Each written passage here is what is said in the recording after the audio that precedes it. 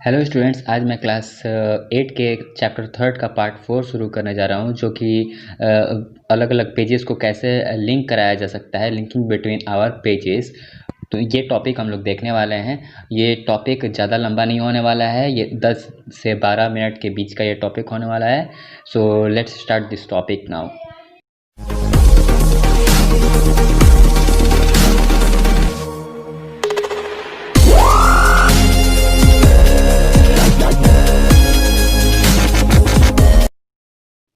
Start करने से पहले मैं आप सभी को बता देता हूं कि अगर आप इस चैनल पर नए हैं और हमारे चैनल के कोई भी वीडियो को मिस नहीं करना चाहते हैं तो प्लीज़ इस चैनल को सब्सक्राइब करके बेल आइकन पर टिक करना ना भूलें।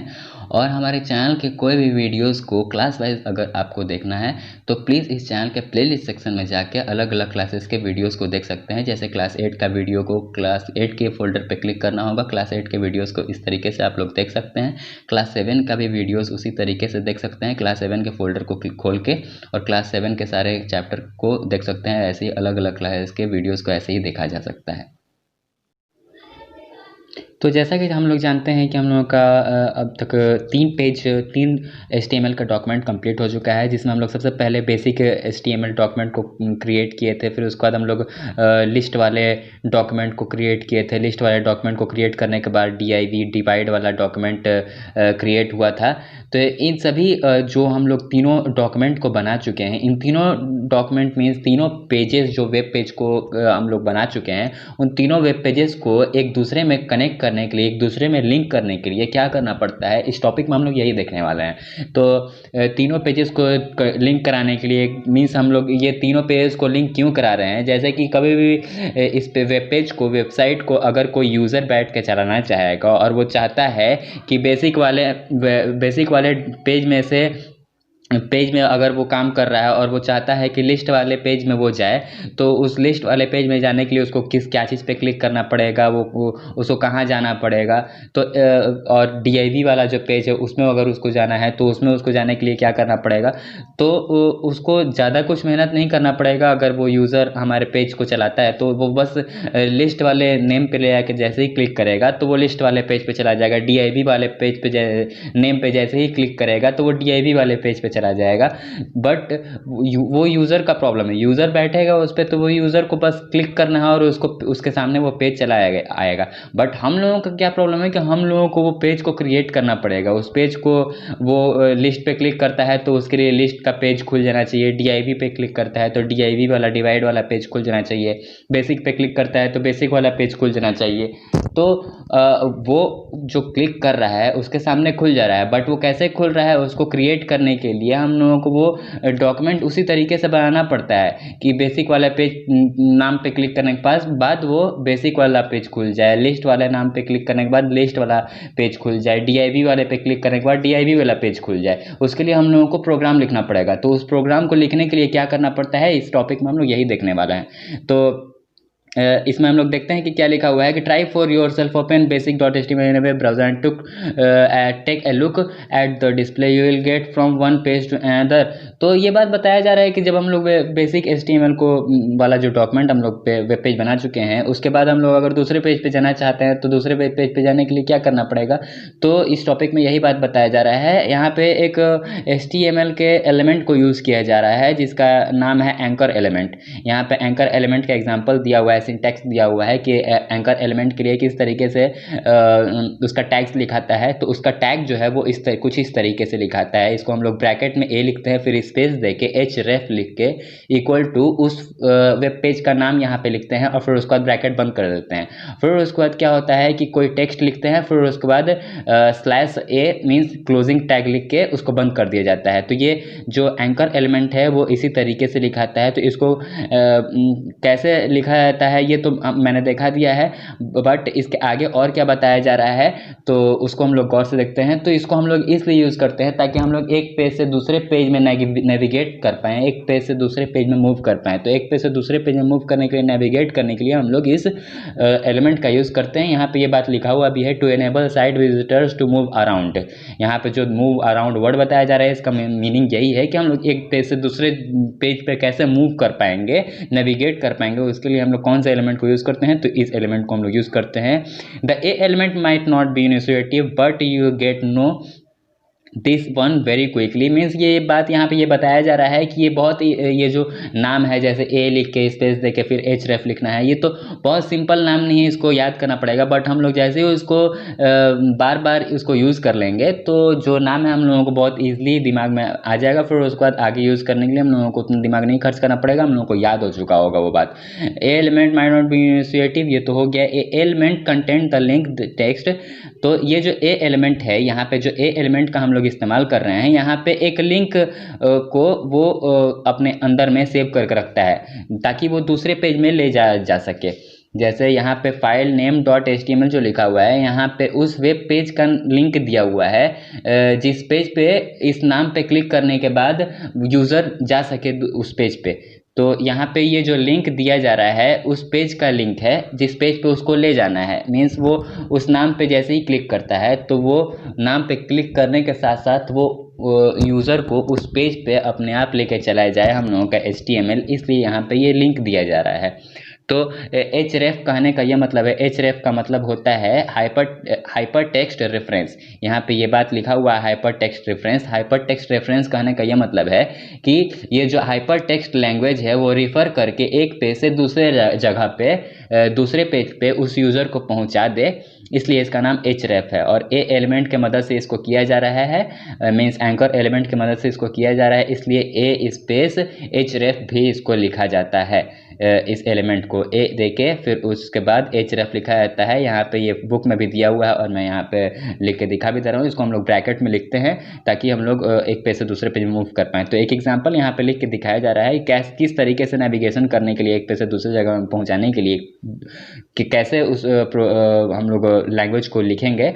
तो उसको हम लोग लिस्ट के रूप में लिखते हैं, ऑर्डर्ड लिस्ट के रूप में लिखेंगे हम लोग। तो अनऑर्डर्ड लिस्ट में आप सभी को याद होगा, हम लोग पिछले टॉपिक में पढ़े थे। तो अनऑर्डर्ड लिस्ट में हम लोग बुलेट्स का यूज़ करते थे। मीन्स बुलेट्स का यूज़ करने के लिए अनऑर्डर्ड लिस्ट यूज़ होता था, और 1 2 3 4 को नंबरिंग करने के लिए हम लोग ऑर्डर्ड लिस्ट का इस्तेमाल करते थे। तो यहाँ पे हम लोग अनऑर्डर्ड लिस्ट का इस्तेमाल कर रहे हैं यहाँ पे नंबरिंग करने के लिए लिस्ट के रूप में। तो कैसे पहले हम लोग उसको UL लिख के टैग शुरू कर देंगे, फिर LI करके वो प्रोग्राम लिखाएगा।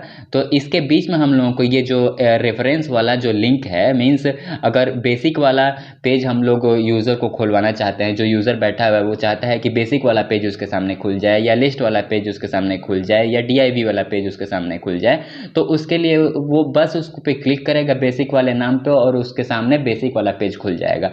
तो जिस नाम पे वो क्लिक करने वाला है वो ये वाला नाम है, वो इस पर क्लिक करेगा, बट उसके सामने कौन सा पेज खुल के चला आएगा, वो ये वाला पेज खुल के चला आएगा। मीन्स हम लोग पहले उसका लिंक देंगे।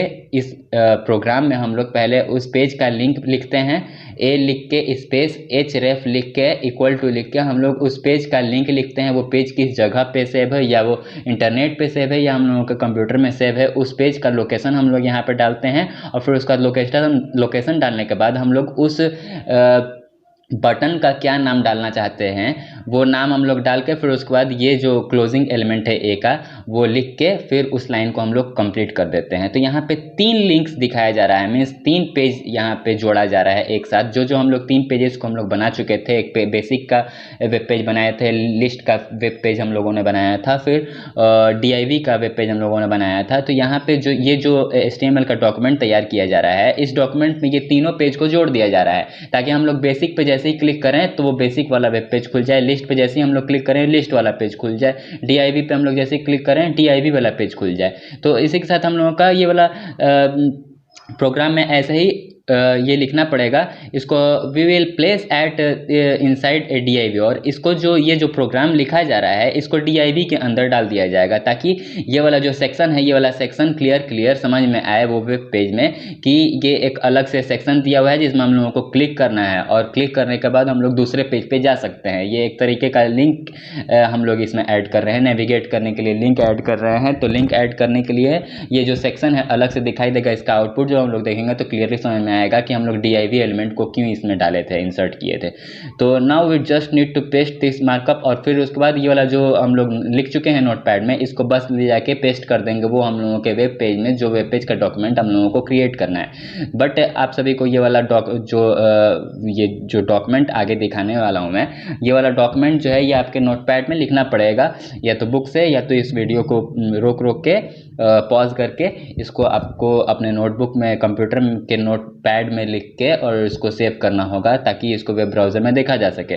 तो ये जो प्रोग्राम है, इसमें सबसे पहले हम लोग कोई भी HTML डॉक्यूमेंट को शुरू करते हैं तो सबसे पहले हम लोग डॉक टाइप शुरू करते हैं, फिर HTML हेड लिखते हैं, और फिर उसका टाइटल लिखने के बाद हेड क्लोज हो जाता है, बॉडी खुलता है। तो बॉडी खोलने के बाद यहाँ पे div का 2 एलिमेंट लिखा जा रहा है। div का एलिमेंट लिखने के बाद हम लोग हेडिंग डालते हैं XHTML करके, फिर उसका div क्लोज हो जाता है। फिर div का एक और एलिमेंट खोलेंगे और इसके अंदर में हम लोग लिखेंगे p टैग डाल के ए बेसिक वेब पेज, और HTML लिख के लेट्स मेक ए स्प्लैश करके हेडिंग डालना है। ये एक तरीके का हेडिंग है, और p क्लोज हो जा रहा है, और div भी क्लोज हो जा रहा है, और हेडर वाला सेक्शन भी क्लोज हो जा रहा है। फिर से हम लोग div का एक हेडिंग डालेंगे।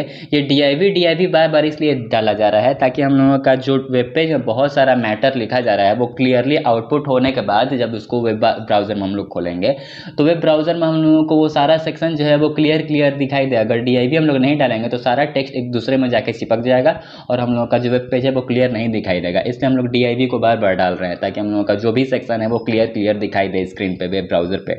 तो ये वाला हो गया हम लोगों का हेडर सेक्शन। बंद होने के बाद हम लोग फिर से div का एलिमेंट टाइप करने के बाद ये वाला सेक्शन हम लोग टाइप करेंगे जो हम लोग पिछले पेज में अभी 1 मिनट पहले जो हम लोग तीनों पेज को नेविगेट करने के लिए जो प्रोग्राम लिखा गया था वो प्रोग्राम को हम लोग यहाँ पे लिख लेंगे, और फिर उसका div को क्लोज कर देंगे। div को क्लोज करने के बाद फिर से एक div डाला जा रहा है बॉडी कंटेंट, और बॉडी कंटेंट के बीच में हम लोग जो भी चीज़ लिखना चाह रहे हैं उसको हम लोग नोट कर लेंगे। वो या तो अपने मुताबिक से आप लोग लिख लीजिएगा, या तो जो यहाँ पे लिखा हुआ है इसको लिख के नोटपैड में कंप्लीट करके बॉडी क्लोज करके और HTML को क्लोज करके इसको सेव कर देना है। सेव करने के बाद क्या होगा, इसका आउटपुट कुछ इस तरीके से दिखाई देगा।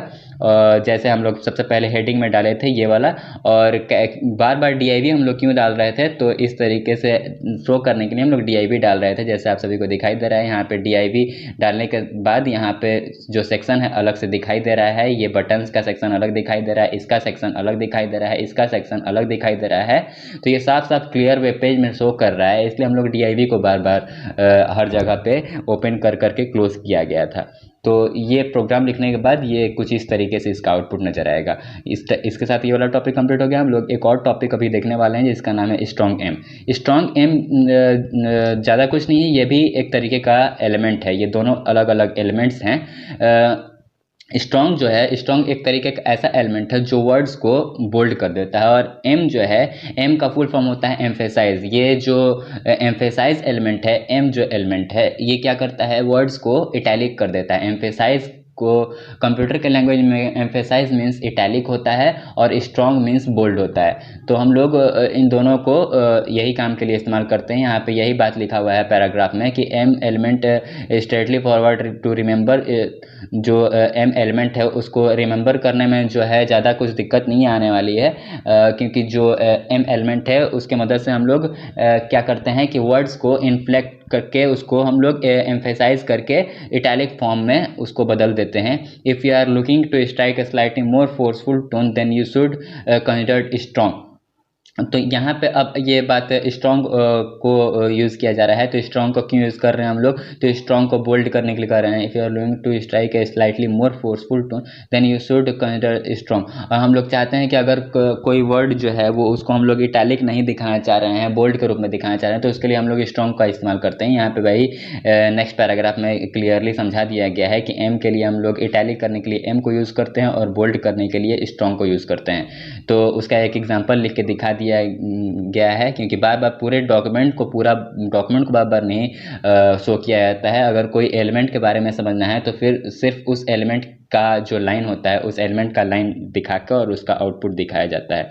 तो इस अगर कोई वर्ड को बोल्ड करना है तो उस वर्ड के अगल बगल में ये स्ट्रॉन्ग का ओपनिंग टैग लिख के और उसके राइट साइड में स्ट्रॉन्ग का क्लोजिंग टैग लिख के बंद कर देंगे। और अगर कोई वर्ड को हम लोग स्टिल जो वर्ड है इसको इटैलिक करना चाह रहे हैं तो उसके लेफ्ट साइड में वो उसका ओपनिंग टैग लिख देंगे और उसके राइट साइड में उसका क्लोजिंग टैग लिख देंगे। और फिर उसका जब हम लोग सेव करके वेब ब्राउजर में उसको खोलेंगे तो ये कुछ इस तरीके से दिखाई देगा। जैसे नेवर के अगल बगल में हम लोग स्ट्रॉन्ग लिख दिए थे तो ये बोल्ड हो गया है, और स्टिल के अगल बगल में हम लोग उसको उस एम का एलिमेंट का इस्तेमाल किया गया था तो इसलिए ये इटैलिक हो गया है। तो इसी के साथ हम लोगों का आज का टॉपिक कंप्लीट हो गया। ये वाला टॉपिक कंप्लीट होने के बाद हम लोग अब CSS के बारे में देखेंगे नेक्स्ट टॉपिक में, जो कि पार्ट 5 होगा चैप्टर 3 का। ठीक है, that's all for today, have a good day, thank you.